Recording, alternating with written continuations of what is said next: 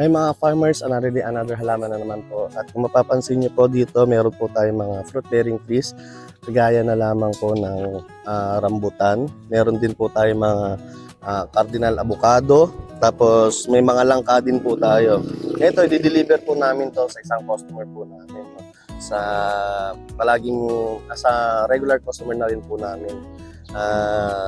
Sa mga naghahanap naman po ng mga fruit-bearing trees, available po lahat po dito sa Purpres, Katimun, Guimba, Nueva Ecija. Dito lamang po yan sa Bumanlag Osting Nursery.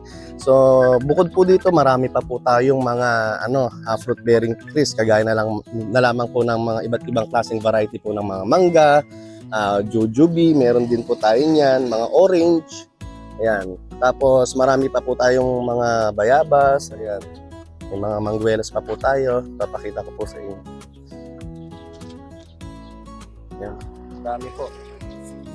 Papakita ko po sa inyo.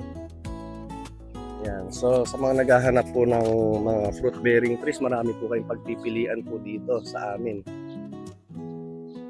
Halos lahat po ng variety ng mga fruit-bearing trees meron po tayo dito.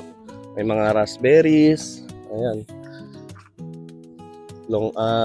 Lanzones, meron din po tayong mga ornamental plants katulad na lamang po ng mga araucaria, ayan. Calamansi, ayan, mandarin, meron din po tayo ganun.